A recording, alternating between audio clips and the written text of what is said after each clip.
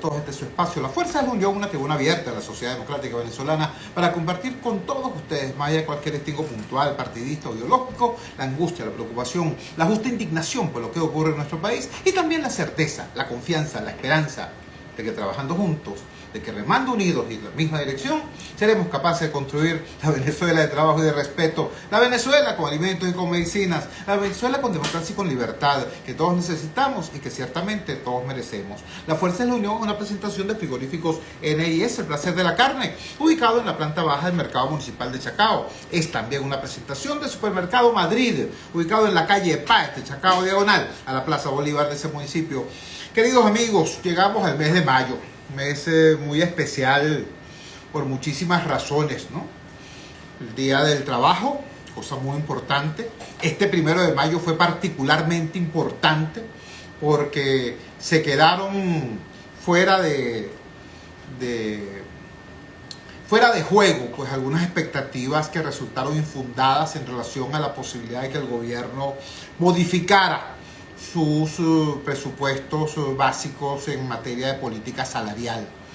Hubo especulaciones al respecto, hubo deseos de que las cosas funcionaran de otra manera. Incluso voceros empresariales y voceros sindicales estuvieron especulando acerca de cuál podría ser o no el monto del incremento del aumento salarial. Porque lo que estaban por sentado es que aumento iba a haber. Lo que se discutía era el monto, lo que algunos, a propósito de lo que se especulaba era el monto, pero a nadie se le ocurría que siendo el salario mínimo de Venezuela el cuarto más bajo del planeta, le ganamos únicamente a Ruanda, Burundi y no recuerdo qué otro país del África subsahariana. Pero de resto el salario mínimo venezolano es el cuarto más bajo de todo el planeta Tierra.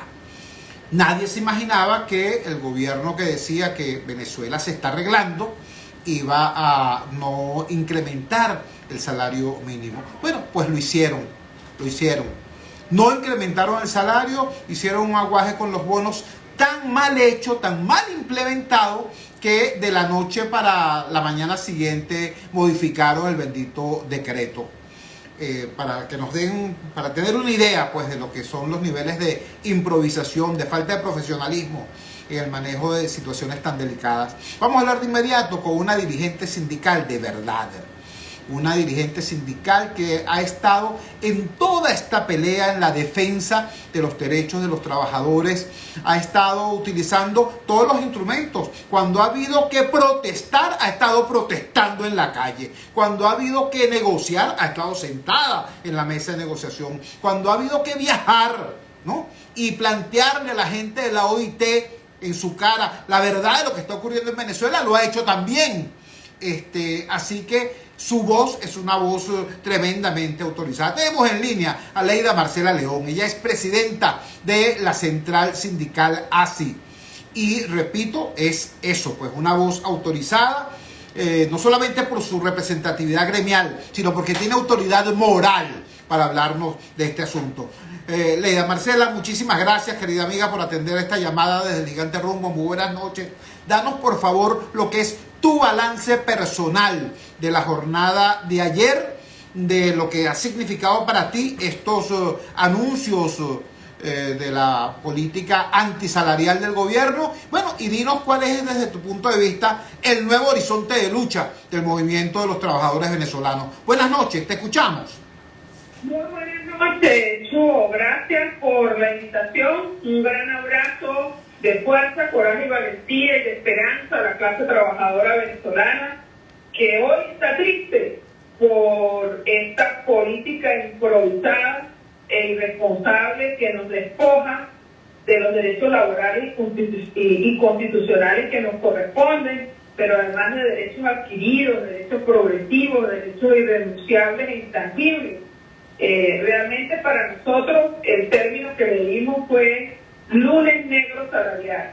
Para la clase trabajadora fue un lunes negro porque esperábamos que el gobierno, de acuerdo a lo que habíamos avanzado en el foro de diálogo, en los grandes debates económicos sobre el método de la consulta salarial, sobre la fórmula para fijar el salario en momentos de crisis, porque nosotros estamos claros que Venezuela está en un colapso económico, está en un proceso de quiebre, producto de todas las causas que se han sumado, pero que había que buscar mecanismos y hacer un plan de ajuste, un programa equilibrado, progresivo, que hiciera posible la recuperación salarial de manera sostenible.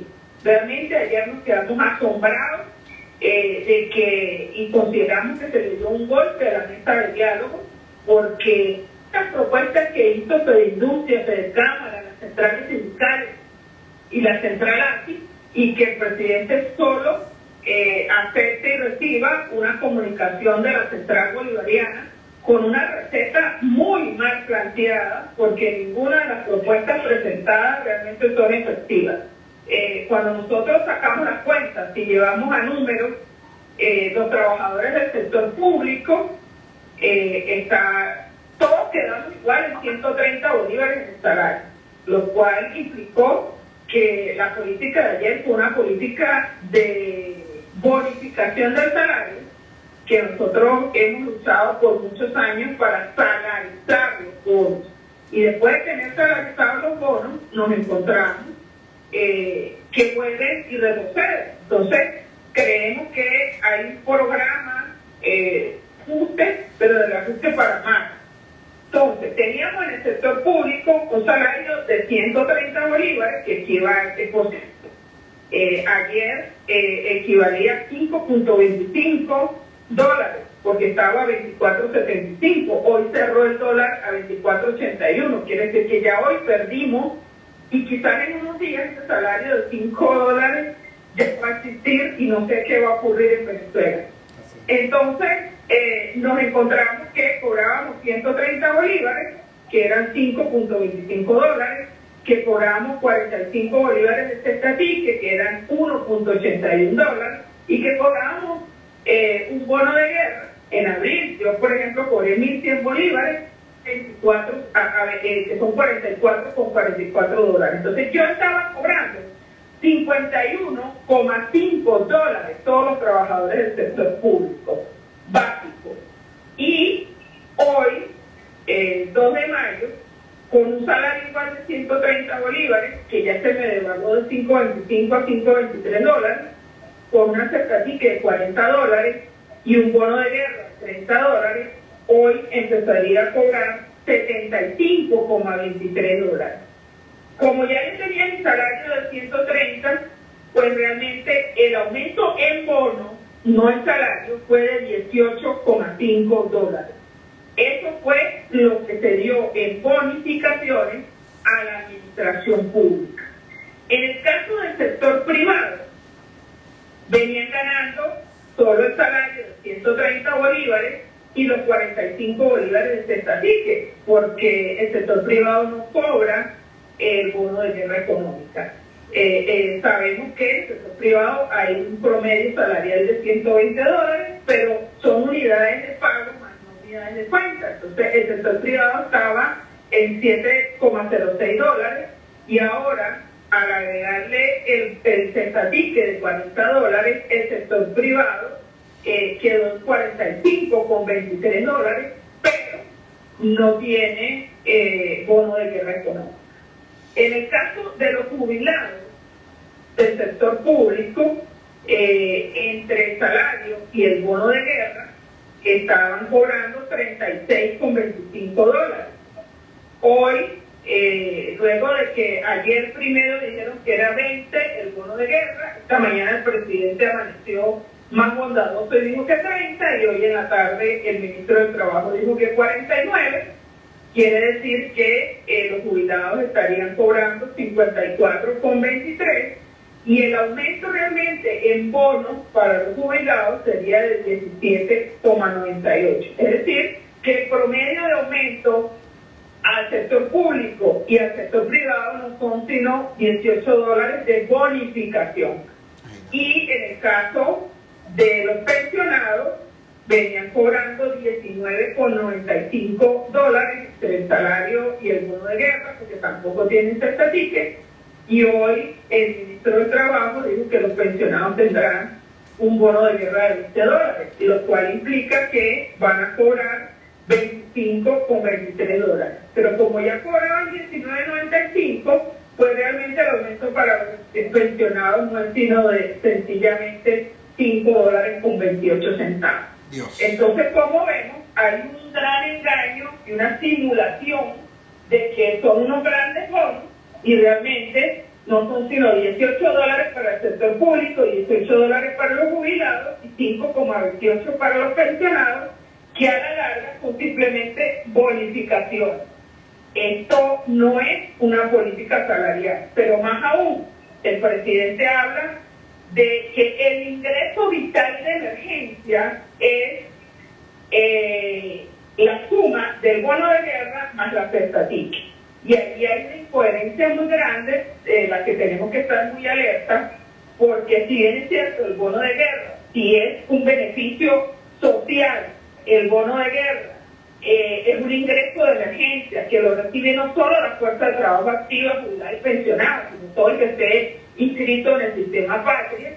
El cestatique no, el cestatique es un concepto laboral, es un derecho adquirido que en la mayoría de los casos por contratación colectiva lo tenemos como un derecho que forma parte del salario integral porque lo recibimos de manera regular y permanente.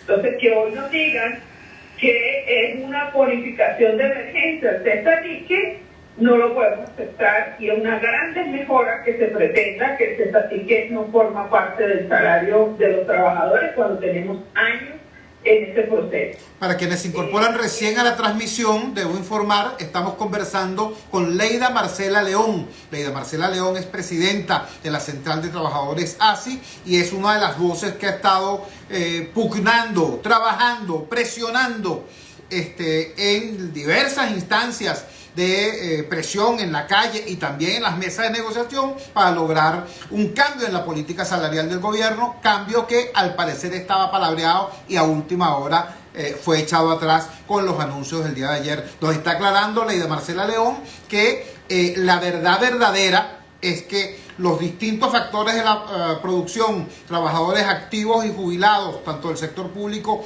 como del sector privado, tienen un incremento que se reduce a $18. Esa es la verdad, nos sacó la cuenta. Y en el caso de los pensionados, el incremento es de apenas $5.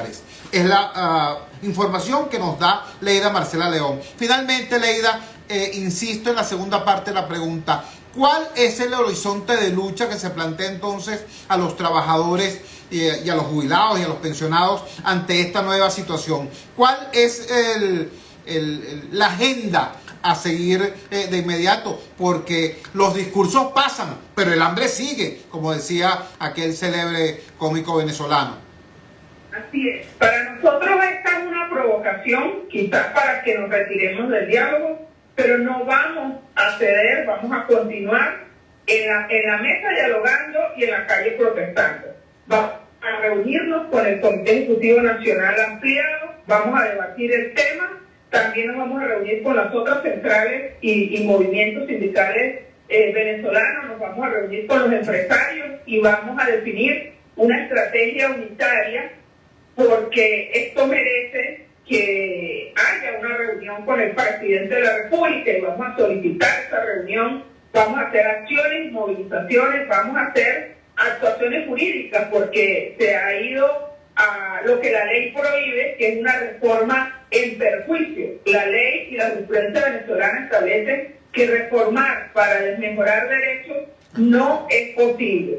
Debe darse un programa de ajustes progresivo y para eso se debe escuchar a todos los actores, no a un solo actor.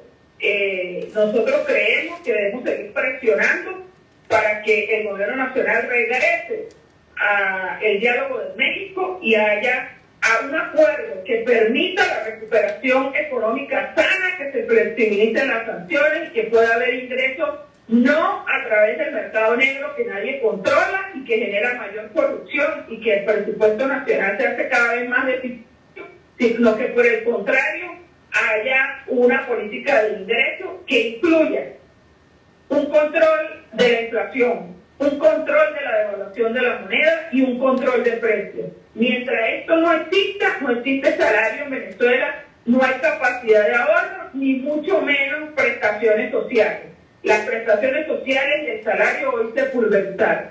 Si esta semana aumenta la inflación, tal como se ha dado durante este primer trimestre, va a ser el único, tú lo decías al principio, estamos por debajo de Uganda, Ruanda y Burundi, desapareceríamos y seríamos el único país del mundo sin salario.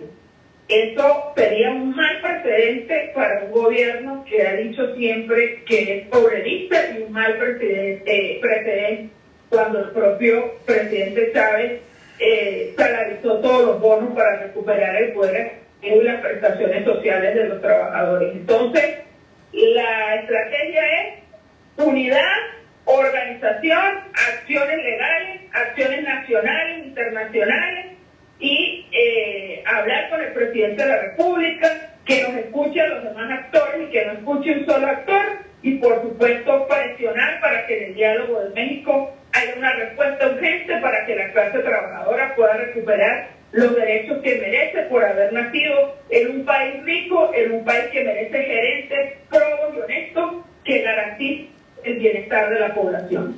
Leida Marcela, te agradecemos inmensamente que nos hayas regalado estos minutos, que hayas aclarado el panorama de qué es lo que de verdad representa un incremento en el ingreso vital del trabajador venezolano, el exiguo, el pequeño, el pírrico incremento, y además que nos diga exactamente cuál es la agenda de lucha que incorpora desde las acciones de calle hasta las acciones internacionales. Muchísimas gracias y buenas noches. Buenas noches. Era Leida Marcela León. Vamos a la siguiente pausa comercial y ya regresamos con muchísimo más de La Fuerza. La fuerza es la unión. Publicidad y volvemos. En La Voz de América somos tu fuente de información internacional. Ingresa desde tu móvil o laptop a vozdeamerica.com e infórmate de lo que ocurre en Estados Unidos y complejo lo que viene. En redes sociales informamos cada instante. Búscanos como Voz de América, una fuente confiable de noticias. Voz de América, Washington. Vozdeamerica.com. Y continuamos con La Fuerza es la Unión. Regresamos a La Fuerza es la Unión. Hay una voz que es demasiado importante escuchar, que es la voz de aquellos venezolanos que le han entregado ya la vida entera a este país, a nuestra economía, a sus familias, en la construcción de bienestar, en la construcción de calidad de vida, en la construcción, para utilizar una palabra que le gusta mucho decir al gobierno, en la construcción de patria, ¿no? Esos personajes son nuestros pensionados y jubilados. Creo que es demasiado importante escuchar la palabra de estos compatriotas y tenemos en línea a Luis Cano. Luis Cano es un dirigente histórico del sector de jubilados y pensionados. Es una persona que no es que se fue y vino y regresó y pajareó y después volvió a estar. No. Luis Cano ha estado allí siempre. Cuando estuvo de moda como ahorita y cuando no estuvo de moda también. ¿Ok? Lo voy a decir con las letras completas del asunto. Durante muchísimo tiempo, los jubilados y pensionados se estuvieron reuniendo en la Plaza de la Moneda, en pleno centro de Caracas, al lado del Banco Central, frente a la Vicepresidencia de la República, a una cuadra de Miraflores. Y ahí fueron objeto de toda clase de agresiones militares, policiales, de los colectivos. Y ahí estuvieron los jubilados y pensionados manteniendo viva la llama de la protesta hasta que esa protesta se extendió, se coordinó con los activos y con diversos sectores sociales y se transformó en ese río que vimos ayer, 1 de mayo. Pero repito, siempre estuvo allí Luis Cano y lo tenemos en línea en este momento. Luis, gracias por atender nuestra llamada desde el Gigante Rumbo. Buenas noches. Por favor, comparte con la audiencia cuál es tu balance de lo anunciado ayer y cuál es la perspectiva de lucha que tenemos de ahora en adelante. En el caso de los jubilados y pensionados, con mucha mayor razón, porque por cierto, ustedes no tienen años para esperar que se produzca un desenlace positivo o un cambio de política. Ustedes tienen urgencias temporales muy explicables, porque hay jubilados y pensionados que han muerto esperando que les paguen lo que les deben. Te escuchamos. Bueno, primero que nada, hermano, darte las gracias a ti y a tu audiencia. Nosotros, bueno, decimos hoy, si se quiere, como una gran indignación, porque ya fue un barbarazo por parte del gobierno nacional, que está empeñado de una manera continua y sistemática de acabar con los viejos venezolanos. El único delito que hemos cometido los viejos venezolanos, bueno, es haber nacido en Venezuela, hermano, y haber envejecido aquí. Nos tocó envejecer en nuestro país, después de haber trabajado toda una vida, hermano, 40 y 50 años, y haberle dejado a este país, que queremos tanto, bueno, nuestra juventud, hermano. Y no salimos del asombro, porque es que ni siquiera, hermano, en los anuncios o en el discurso se ponen de acuerdo. Pero no sale el presidente Maduro diciendo, bueno, que el bono de guerra era de $20, entonces le quitó 20 a los jubilados y se lo dio a los activos. Después, esta mañana dice, no, que no es así, que hubo una guerra son $30 y le regresó lo que le había quitado a los jubilados.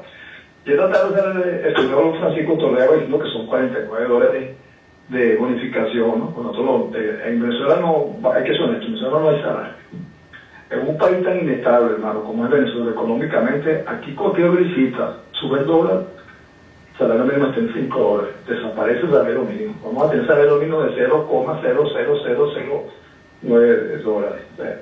Esa es la realidad. Entonces, el señor Francisco Toledo dice que nosotros vamos a ganar $49 mensuales. Incluso si eso es verdad, que ya te voy a explicar que no es así.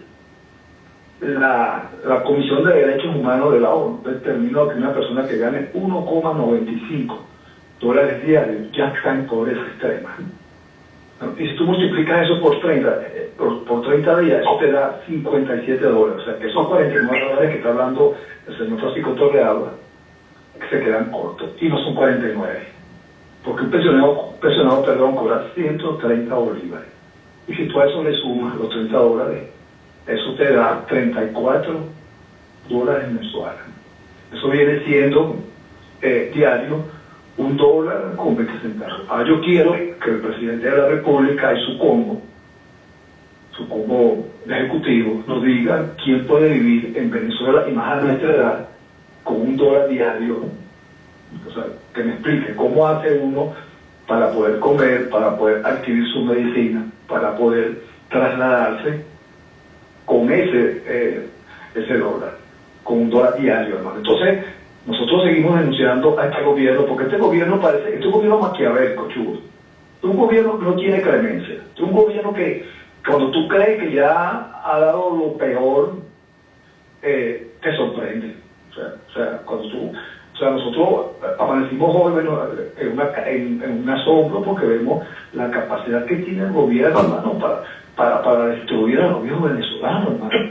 O sea, yo no sé qué le hicimos nosotros de gobierno, porque de paso llegaron al poder diciendo que hace 30 o 40 años o 20 años aquí las pensiones eran poquitas. Bueno, pero es que ahorita un pensionado no te puede comer, hermano. Ahorita tenemos a nuestros hermanos que se están muriendo de hambre, se están muriendo de desnutrición. Chico, algo tan sagrado, hermano, como tener el derecho a la recreación, hermano. Fíjate, mira, está pasando lo mismo. Por eso es que este es un gobierno mentiroso. El año pasado, por esta fecha, el presidente Nicolás Maduro dijo que iba a dar un bono, no sé si te acuerdas, de 10.000 bolívares para los compañeros que salieron jubilados del año 2018 hasta el año 2022. El bono compensatorio. El día siguiente, después dijo que iba a pagar en 3 partes. El día siguiente sale la vicepresidenta y dice que no son en 3 partes, que van a ser en 12 partes. Y cada mes le van a dar, y que lo van a hacer por la página patria. Bueno, hermano, ya pasó un año. No hay un jubilado de la administración pública que haya salido del año 2018 al 2022 que haya cobrado un bolívar, hermano, un bolívar de eso que dijeron. Y están calladitos, eso no se habla. Entonces ahora nos vienen con este cuento de camino. Entonces, nosotros sí sabemos qué vamos a hacer. Nosotros sí sabemos dónde vamos. Nosotros vamos para la calle, hermano. Nosotros vamos para la calle. Nosotros mañana vamos a estar en Parque Carabobo. Ahí nos van a acompañar. nuestros hermanos del Seguro Social, nuestros hermanos educadores, nuestros hermanos del sector salud, nuestros hermanos de la telefónica, pues nosotros vamos para la calle a reclamar, hermano, lo que nos corresponde con derecho con el artículo 68. Nosotros no queremos convivir. Nosotros, tú lo acabas de decir, nosotros no tenemos tiempo para esperar. Nosotros necesitamos respuesta inmediata, porque nosotros no somos responsables de que este gobierno en 23 años, hermano, haya dilapidado toda la bonanza de dinero que le entró. Aquí no nos podemos olvidar, hermano, que hace 12 años que el barril de petróleo estuvo a 110, pero no volvió a 110 dólares, y eso se mantuvo por un lazo de 3 y 4 años. Entonces la pregunta que nos hacemos los venezolanos, ¿dónde carrizo, hermano, fueron a parar esa bonanza de dólares? Cuando se descubre recientemente, hermano, esa olla podrida, donde empiezan a hablar de 3.000 millones de dólares, y empiezas tú a ver ese desastre, entonces, hermano, aquí sí hay dinero. Cuando tú ves que la Chevron, ¿verdad?, está exportando petróleo, y aquí los impuestos se cobran en dólares, hermano, aquí plata, aquí lo que no, aquí lo que llama la gente, lo que lleva una cuerda de corruptos, hermano, que se robaron los reales, y entonces pretenden que los más pendejos, que son los hijos venezolanos, carguemos con esta corrupción. Pero nosotros vamos a cargar con esta corrupción, vamos a levantar nuestra voz de protesta, y no se les puede olvidar que este mensaje va a la gente del gobierno, en especial al presidente de la República. No se puede olvidar que el año que viene es un año electoral, y que aquí se va a elegir un nuevo presidente. Entonces ahí nos va a tocar al pueblo venezolano, a los viejos venezolanos, tomar una decisión. Entonces ahí vamos a hacer justicia. Vamos a hacer justicia, hermano, porque es el único mecanismo que tenemos, y lo vamos a ejercer. Entonces, bueno, nosotros, yo, muy consternado, porque lo menos que esperábamos, hermano, aquí se estaba hablando de 50 dólares, de 80, de 40, no, es que no fue nada, hermano, no fue nada. Y siguen jugando con el hambre de los viejos venezolanos, ¿vale? Nosotros, de verdad, siempre lo digo porque también quería aprovechar esto para decirte que los hermanos que están fuera del país, que son alrededor de 32.000 compañeros, ya van para 7 años y 7 meses que tampoco le pagan su inversión. Que muchos se han muerto, como tú lo acabas de decir, muchos se han muerto, hermano. Y otra cosa que también quiero recalcar, hermano, aquí los viejos se están muriendo. Y tú sabes lo más triste, hermano, que se está convirtiendo en una cuestión cotidiana, en una cuestión normal, que en un país donde abunda tanta riqueza, sus viejos se estén muriendo y la gente esté mirando para otro lado, los políticos estén mirando para otro lado, el gobierno está mirando para otro lado, y se ha convertido como en algo normal. Se murieron 5 viejitos desnutridos, se murieron unos viejitos porque pararon el medicamento y de un infarto se murieron, y eso está ahí, y nadie hace nada, hermano, nadie hace nada. Nosotros tenemos el compromiso con nuestros viejos venezolanos de seguir en la calle reclamando, hermano. Se nos va la vida, como siempre lo digo, hermano, en esta lucha. Bueno, hermano, nos vamos a ir tranquilitos, porque ya está bueno, Aquí tienen que empezar a funcionar los hospitales, ¿vale? Al pueblo nos tiene que garantizar nuestras medicinas, ¿vale? Y no es que nos lo tiene que garantizar porque ellos son buenos, nos están regalando, no, hermano, nosotros no la ganamos. Yo pagué mi pensión, yo trabajé 42 años, ¿no? Porque solamente nadie me la regaló, yo la pagué, hermano. Y esto es un artículo 80 de la Constitución, que dice que el gobierno tiene que garantizar una vejez digna. Entonces, hermano, si la Constitución el gobierno no la cumple, entonces que la rompan. Ya sabemos que no tenemos Constitución y que tenemos un país anarquizado donde todo el mundo hace lo que le da la gana y cada quien hace lo que quiere y nadie te da respuesta. Y bueno, bien chévere, hermano, porque eso es lo que está pasando en Venezuela. Luis, por favor, te ruego, reitéranos, ratifícanos los términos de la convocatoria para mañana. Mañana vamos a estar en nuestra plaza emblemática, Parque Carabobo, Avenida Universidad, al frente de la Fiscalía. Ahí vamos a estar desde bien temprano, levantando nuestra voz de protesta, reclamando, hermano, y yo creo que arrancamos mañana y lo vamos a parar. Lo vamos a parar hasta que el gobierno nos dignifique después de haber trabajado tantos años. Nosotros vamos a continuar en la calle. Ese es el mensaje que le mandamos al gobierno y el mensaje de esperanza es que esa Venezuela mejor viene. Mira, cuando los israelitas estaban entrampados, Dios abrió el mar rojo y ellos consiguieron su libertad. Entonces yo soy un hombre de fe, yo soy un hombre cristiano. Pienso que Dios no va a abrir el camino. No nos va a abrir el mar rojo, pero sí nos va a abrir el camino para salir de esta pesadilla, reencontrarnos con nuestras familias en una Venezuela mejor que todos nos merecemos. Muchas gracias, hermano, por estar pendiente de los viejos venezolanos, agradecidos eternamente. Y mañana nos vemos, hermano. Amén. Nos vemos en la calle. Un gran abrazo. Era Luis Cano, del Frente Amplio de Jubilados y Pensionados, líder histórico de ese sector. y bueno, ya nos dio lo que es su balance de los anuncios de la política antisalarial hechos en el día de ayer y las conclusiones a las que llegaron los jubilados y pensionados. Ellos dicen que van mañana a la calle a una asamblea junto con los trabajadores de la salud, junto con los trabajadores de la educación, junto con los trabajadores de Telefónica y otros sectores, y que dicen, bueno, que es el inicio de una espiral de protesta pacífica, pero determinada. Así que creo que no es para menos, por cierto.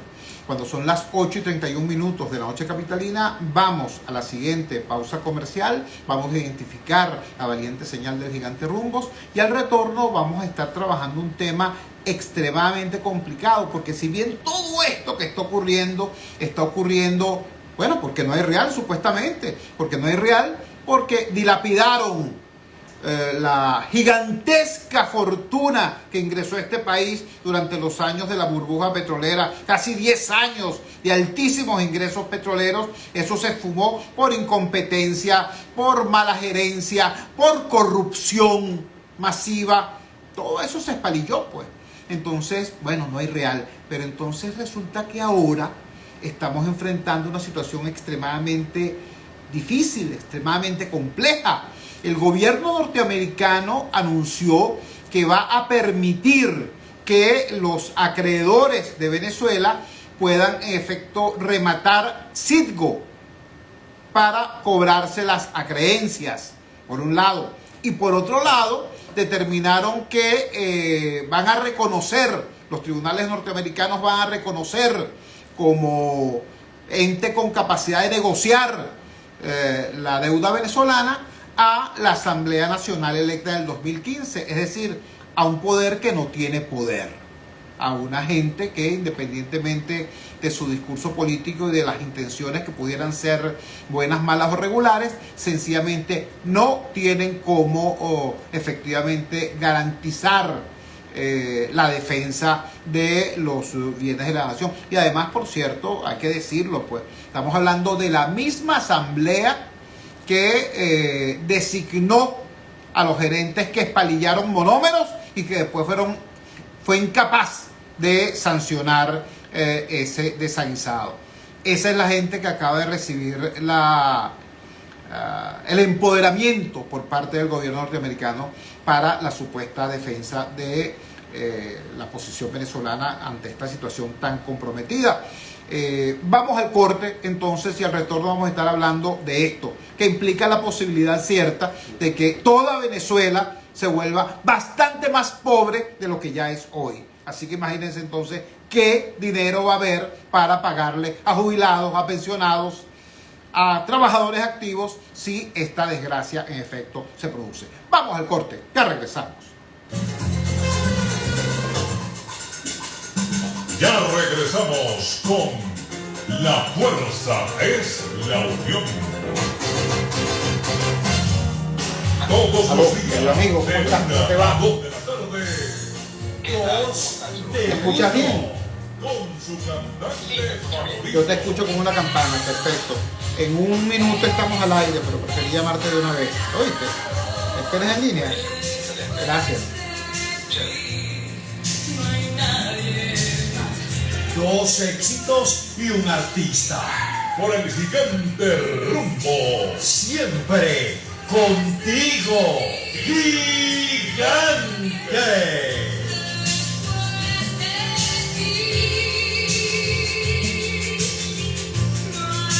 Eso lo llamaba en mi tiempo los dos ligaditos. Eso lo llamaba en mi tiempo los dos ligaditos. Pero en otra emisora. Publicidad. Convierte tus fines de semana en unas largas vacaciones. Mauro Zambrano, saludos. Carlos Teixeira, un abrazo. Vladimiro Ríos, mi líder histórico. ¿Cómo está usted? ¿Cómo le va? Caramba, respeto. Chipilo, agradecido por tu audiencia. Saludos y respeto. Chipilo, Vladimiro, Carlos, Mauro están reportando audiencia vía la red social Facebook. En Instagram están reportando audiencia, imagínate, wow.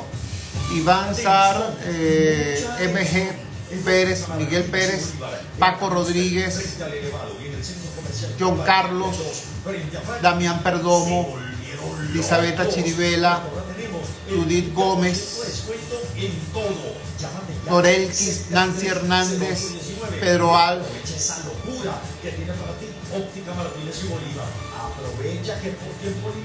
un gentío, Eloísa Galarraga, saludos, Isamar Pérez, Chael Choulio, Gregorio Hidrobo, Osval, Jonathan Villegas Cuauro, están reportando, entre otros muchos, a sintonía vía Instagram. Por la red social Twitter, Ali Ruiz en sintonía desde Arabia Saudita. Ali, te estás trasnochando pero infinitamente ya desde madrugada. Wow, un gran abrazo, hermano, saludos, agradecido por tu sintonía. También en la red social Twitter están Dimapi Daciema, Nelson 63, Vaz 801, Denis García, Salvador Rivas, Carmen Mostrica, entre otros. Y 36 minutos. Publicidad. Y volvemos. Ingresa desde tu móvil o laptop a vozdeamerica.com e infórmate de lo que ocurre en Estados Unidos y el mundo. La secretaria del Tesoro de Estados Unidos, Janet Yellen, aseguró de Martín Rodríguez, Voz de América. En redes sociales informamos a cada instante. Desde la Casa Blanca reporta Jorge Agobián. Búscanos como Voz de América, una fuente confiable de noticias. El comunicador popular, Chuo Torrealba, en La Fuerza es la Unión. Regresamos a La Fuerza es la Unión y queremos presentarle a nuestro invitado para esta parte del programa. Nuestro invitado es el economista Francisco Rodríguez. Francisco Rodríguez es el presidente de Petróleo por Venezuela, una fundación que estudia estos temas vinculados pues con la economía y con los equilibrios, o mejor dicho, con los desequilibrios sociales y políticos de nuestro país. Francisco ha publicado varios documentos, varios artículos, varios mensajes sobre este tema concreto, el tema del peligro que se cierne sobre Citgo, y ahora no es peligro probable sino inminente. Repito, el gobierno norteamericano acaba de tomar dos decisiones. Uno, permitir que los acreedores puedan en efecto rematar las acciones de Citgo para cobrar sus acreencias, y dos, darle reconocer como parte con poder de negociación a un poder que no es tal, a la Asamblea Nacional del 2015. La pregunta es, ¿esas dos decisiones conjuntas ya dan por hecho que perdimos Citgo o hay alguna posibilidad de rescate in extremis? Y si esto es así, ¿cómo se logra? Francisco, gracias por atender nuestra llamada desde Venezuela, desde Ligante Rumbos. Muy buenas noches, te escuchamos. Muy buenas noches, Chu. Un saludo para ti y para todos tus oyentes. Sí, efectivamente, Citgo está en una situación en este momento muy comprometida y en realidad hay que decirlo, hay una probabilidad muy alta de que la empresa se pierda. Desde hace años hay una serie de demandas que se han ido adelantando en tribunales estadounidenses para embargar Citgo.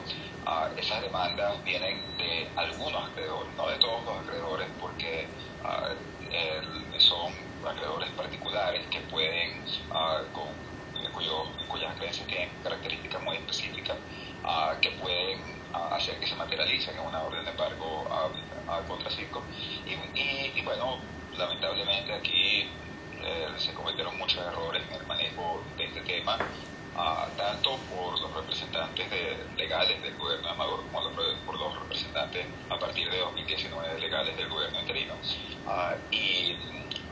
Ya se ha dictado, ya el juez Leonard Stark en Delaware ha dictado órdenes de embargo que, sumados a otras órdenes de ejecución existentes, suman 9.100 millones de dólares, que es lo que el valor de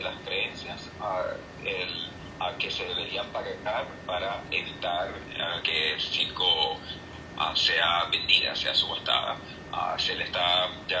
Se ha pedido a través de la Corte, hay una figura que se llama Special Master que está a cargo de todo este procedimiento y ya está efectivamente fijando una fecha para la subasta. Todavía no se ha determinado, pero hay un proceso de fijación de fecha y lo que conocimos en los últimos días fue que el Departamento de Justicia de Estados Unidos había enviado una comunicación que se hizo parte de los recaudos publicados por la Corte, donde indicaba que la Oficina de Control de Activos Extranjeros, la OFAC, iba a tener lo que llamaban una política de licencias favorables con respecto a una solicitud de venta. Y eso es un eufemismo esencialmente para decir que siempre y cuando la solicitud esté bien formulada, ellos la van a aprobar. ¿Por qué es necesario que la apruebe la OFAC? Porque no es simplemente un proceso de la Corte, porque las sanciones, entre todas las cosas que las sanciones impiden, una de las cosas que técnicamente impiden es cualquier transferencia de activos del Estado venezolano, incluido lo que se podría generar como resultado de un embargo. Entonces es necesaria una autorización de la OFAC para que se proceda con el embargo y básicamente el Departamento de Justicia está diciendo que esa autorización la van a dar. Ahora, es interesante esta otra resolución, que es una licencia publicada por la FAC, la licencia número 42, que autoriza a la Asamblea Nacional de 2015 para negociar cualquier acuerdo de pago con los acreedores. ¿De qué se trata esto? Bueno, primero, la Asamblea Nacional electa en 2015, a pesar de que su legitimidad y su representatividad está muy mermada, sigue siendo, sin embargo, la instancia que tiene la posibilidad legal, la capacidad legal reconocida por el gobierno de Estados Unidos de representar a la República. Es la representación del gobierno venezolano y por lo en Estados Unidos, y por lo tanto es la única que tendría esta autoridad legal para negociar un acuerdo de pago. La idea del acuerdo de pago es una idea... Aló. Estamos conversando con Francisco Rodríguez, economista venezolano. La conversación la hacemos vía WhatsApp porque efectivamente él se encuentra fuera del país. Ya lo tenemos en línea de nuevo. Te escuchamos, Francisco. Okay. Sí, te decía que la posibilidad de un acuerdo de pago es algo que hemos discutido en este programa y que yo he venido planteando desde el año 2019, la necesidad de entablar una negociación con los acreedores, en particular con los acreedores que tienen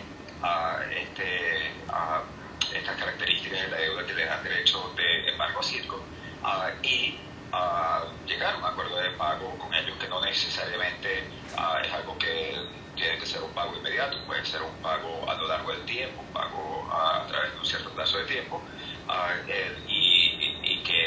y bueno, entablar una negociación. Yo creo que eso se podría lograr. Lamentablemente eso se ha vuelto más difícil como resultado de una decisión muy importante y que no se ha discutido lo suficiente, que es una decisión que toma el 23 de marzo el juez Leonard Stark, donde el juez Leonard Stark decide que se le abriría la puerta a un número de acreedores adicionales, que suman 6 acreedores adicionales que han obtenido la capacidad de emitir órdenes de embargo, debido, de acuerdo con la decisión del juez Stark, debido a que el gobierno de Venezuela había violado la independencia de PDVSA. ¿Qué gobierno, Francisco? A eso vamos.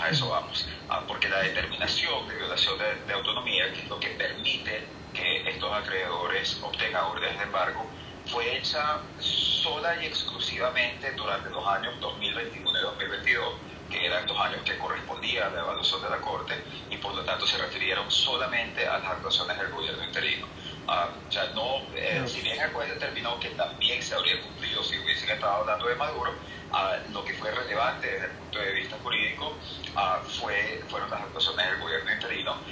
En particular, el juez señaló, y hay evidencia probatoria ante la Corte, de cómo el gobierno interino utilizó los recursos de PDVSA para sus propios fines directamente, de cómo intervino en el proceso de toma de decisiones de PDVSA, como obligó a PDVSA a asumir las mismas condiciones de reestructuración de deuda de la República, toda una serie de violaciones de la gobernanza corporativa, que son violaciones que están bien establecidas en el derecho estadounidense. Por eso cada vez que esto pasaba, nosotros lo advertíamos, que se le estaba abriendo la puerta al embargo por parte de los acreedores y a aumentar justamente estas órdenes de embargo, que son las que ponen en peligro a Citgo. Pero lamentablemente esas advertencias se les hizo caso omiso de parte del gobierno interino, y eso quiere decir que en este momento una pérdida de Citgo que tiene una alta probabilidad de darse, ciertamente va a ser una responsabilidad compartida entre estos dos grupos que se han estado disputando el poder en Venezuela, el gobierno de Maduro y el llamado gobierno interino. Ambos de ellos cometieron las mismas violaciones o similares violaciones a la autonomía de PDVSA, de acuerdo con los hallazgos de la Corte de Delaware, y por lo tanto ambos son responsables, son corresponsables del proceso lamentablemente muy probable de pérdida de Citgo que se va a dar. Estamos conversando, repito, con el economista venezolano Francisco Rodríguez. Francisco Rodríguez nos está explicando cómo en el proceso que se sigue en la Corte de Delaware en Estados Unidos, debido a actuaciones tanto del gobierno de Maduro como del llamado gobierno interino, hoy está en severo peligro, en inminente peligro de pérdida este importantísimo activo nacional, como sería Citgo. Repito, Citgo no solamente es un poco de dinero, no solamente es como decir el oro que está en el Banco de Londres. No, Citgo es una máquina de hacer dinero. Es un activo productivo, y ese activo productivo está en alto riesgo. Francisco, finalmente te hemos leído que tú has, no desde el optimismo panglossiano, sino desde el rigor analítico, tú has dicho, hay posibilidad aún de salvar Citgo. Sí y solo si se ponen de acuerdo las partes.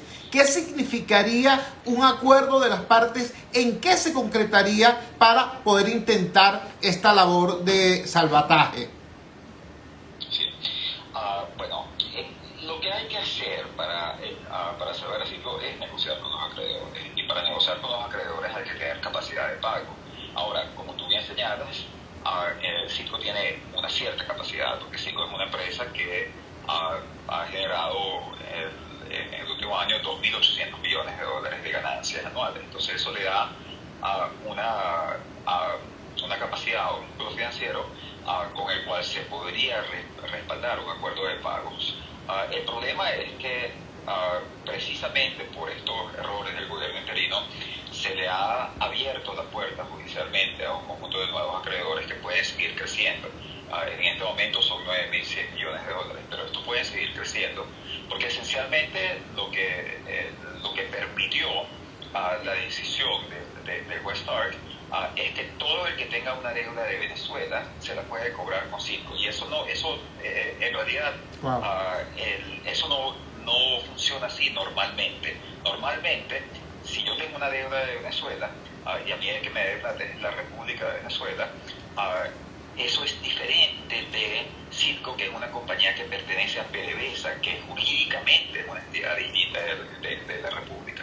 Entonces, tiene que ver con el hecho de que se le abrió la puerta a un conjunto de acreedores más grandes, que ha hecho el problema más difícil de lidiar con él. Y por lo tanto, la forma en la que este problema se tiene que encarar es a través de una negociación en la cual quienes estén negociando con los acreedores también tengan la capacidad de apelar no solo a los recursos que genera Citgo a través de sus ganancias, sino también como respaldo a los recursos de los ingresos petroleros venezolanos, y que nosotros podamos renegociar la deuda con todos los acreedores que tienen derecho, que pueden convertirse en una amenaza para nuestros activos, a través de la creación y el acuerdo de un esquema de pagos, que puede ser un esquema de pagos a 10, a 15 años, y que esos pagos sean respaldados, ese compromiso de pago a ser respaldado con los flujos de ingresos petroleros, en forma de dar la seguridad de los acreedores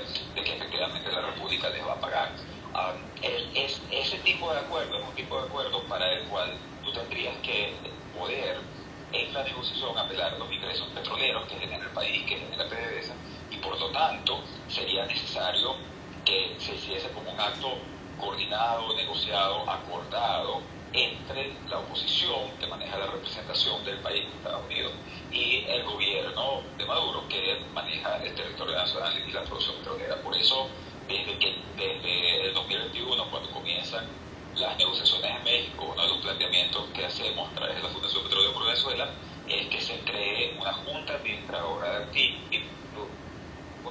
nombrada mediante acuerdo político, que sean personas con capacidad técnica, no política, pero que tengan el apoyo y el aval de las distintas fuerzas políticas para dirigir esta negociación con los acreedores. Lamentablemente eso no se ha hecho, lamentablemente estas conversaciones en México siguen estando en veremos, pero en la medida en que no haya un esquema de negociación entre las partes para nombrar representantes, para representar al país ante los acreedores, entonces lamentablemente el riesgo de pérdida del circo va a ser inminente. Francisco, queremos agradecerte enormemente que nos hayas regalado estos minutos y que hayas explicado de manera tan transparente una materia que de suyo, por cierto, es bastante compleja. Muchísimas gracias y buenas noches. Muchas gracias a ti, buenas noches. Un abrazo. Francisco Rodríguez, economista venezolano, presidente de la Fundación Petróleo por Venezuela, explicando esta ruda situación. Vamos a la siguiente pausa comercial y ya regresamos para la recta final aquí en La Fuerza es la Unión. Publicidad y volvemos. Conéctate con La Voz de América desde tu móvil o en tu laptop. Escribe vozdeamerica.com y entra a un mundo de información. Vozdeamerica.com. Somos tu fuente de información internacional. Vozdeamerica.com, un mundo de información y una fuente confiable de noticias. Desde la Casa Blanca reporta Jorge Agobiano, de La Voz de América. Ángela González, Voz de América, Nueva York. José Parralete, Voz de América, Miami. Vozdeamerica.com. Y continuamos con La Fuerza es la Unión. Tras escuchar al economista Francisco Rodríguez, él es además profesor de la Universidad de Denver, bueno, miren, haciendo lo que mi señora madre llamaba buscar el bien existente en el mal aparente. Mira, yo creo que nosotros tenemos por delante, los venezolanos, cuando digo nosotros digo los venezolanos, no el pedacito de allá o el pedacito de acá, no el gobierno, no la oposición, los venezolanos tenemos un conjunto de dificultades inmensas que nos pueden llevar a un desastre, y tenemos también un menú de oportunidades importantes que nos pueden hacer avanzar. ¿De cuáles dificultades inmensas estoy hablando? Bueno, señores, imagínense ustedes, este es un país, sigue siendo un petroestado, sigue siendo un país donde el Estado maneja 9 de cada 10 dólares que entran a la República por concepto petrolero y también por el concepto del oro de sangre del arco minero, etcétera. Es decir, el poder del Estado sobre nuestra economía, y mucho más ahora que nuestra economía se ha reducido tanto, el poder del Estado es inmenso. El Estado, la representación del Estado la ejerce el gobierno en términos temporales, y gobierno y oposición están en una dinámica lógica de pugilato, de riña por el poder, de debate por el poder. Ahora, ¿cómo están esos factores? Como todos hemos visto, por un lado la oposición, o sea, pero perdóname, ¿cómo tiene que estar una oposición para que María Corina y el Conde del Guácharo sean los factores más fuertes? O sea, piensen ustedes, por el amor de Dios, ¿cómo tiene que estar una oposición para que los elementos fundamentales, el alfa y el omega de la ecuación política opositora, sean María Corina Machado y el Conde del Guácharo? Con todo el respeto por esos dos compatriotas. Divididos, fracturados, enguerrillados, a estas alturas en unas primarias que no se sabe ni cómo van a votar, ni quiénes van a votar. Bueno, eso es la oposición.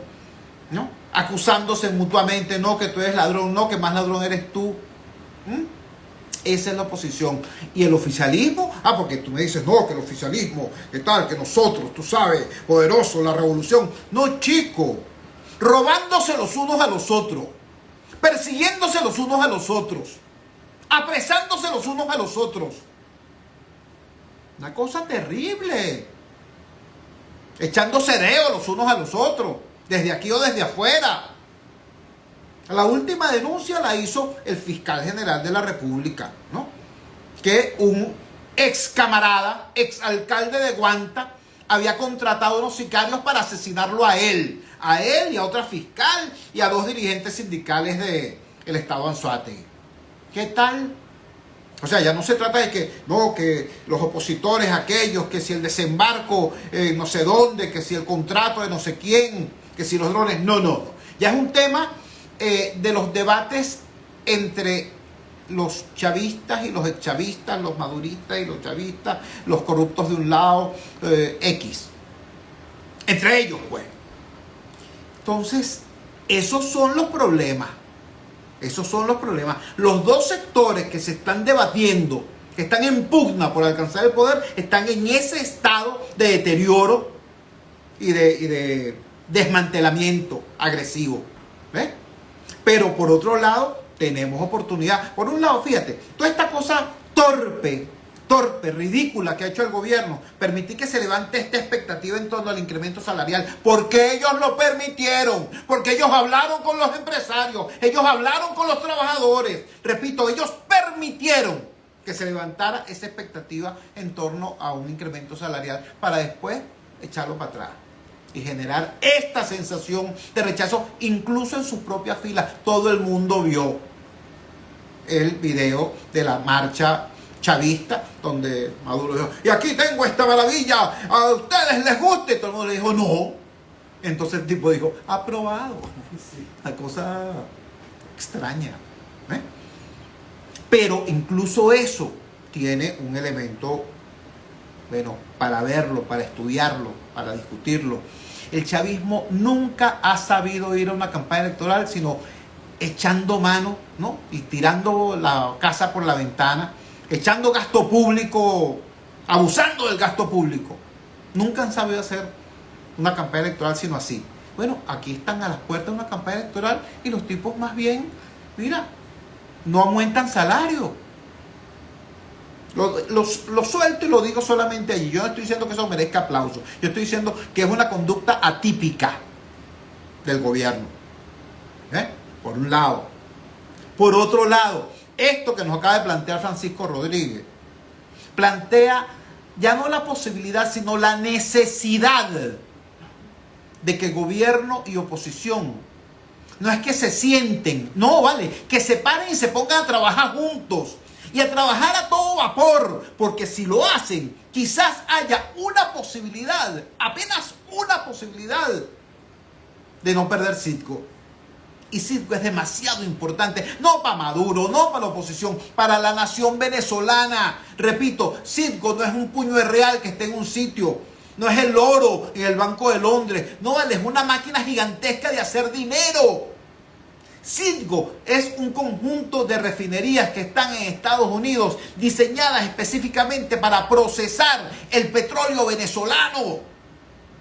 Es decir, es una estructura diseñada, creada, para que el petróleo venezolano salga de nuestro subsuelo, llegue a nuestro principal cliente y allá incluso termine en una importante cantidad de estaciones de servicio que son propias, que son de nosotros, que son de Citgo, que son de los venezolanos.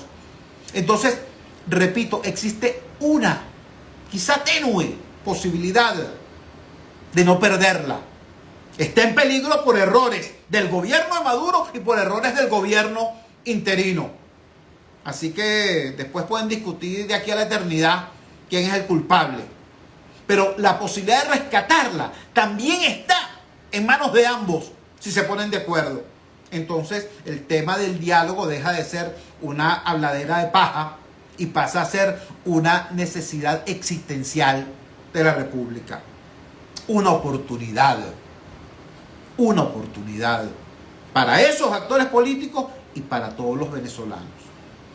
Es otra forma de ver las cosas, sí, pero es que la forma como hasta ahora hemos tenido de ver las cosas no ha servido para nada, salvo para que los venezolanos nos peleemos entre nosotros y para que los corruptos de ambos lados estén hoy muchísimo más ricos de como estaban hace 20 años. ¿Qué tal? Cuando son las 9:01 nos despedimos. Trabajamos para ustedes en la presidencia del Gigante Rumbos, la doctora Elsa Siciliano. Al frente de los controles estuvo, como de costumbre, el mago Ángel Villalobos. Habló para ustedes su amigo, comunicador popular, activista social, ciudadano en lucha por la democracia y por la libertad, Jesús Chuo Torrealba. Ahora más que nunca, fuerza Venezuela, porque la fuerza es la unión. La fuerza de la unión fue una presentación de Frigoríficos NIS, el placer de la carne, ubicado en la planta baja del mercado municipal de Chacao. Es también una presentación de Supermercado Madrid, ubicado en la calle Pá, Chacao diagonal, a la Plaza Bolívar de ese municipio. Cuídense muchísimo. Nos encontramos mañana a las 8 de la noche en la valiente señal del Gigante Rumbos, si Dios quiere. Un gran abrazo y saludos. Pico amarrado. Nuestro amigo Ali Ruiz nos está informando que él trabaja por guardia, él es trabajador petrolero, está en Arabia Saudita y que allá son las 3:37 de la madrugada. Así que muchísimas gracias, Ali Ruiz, un gran abrazo.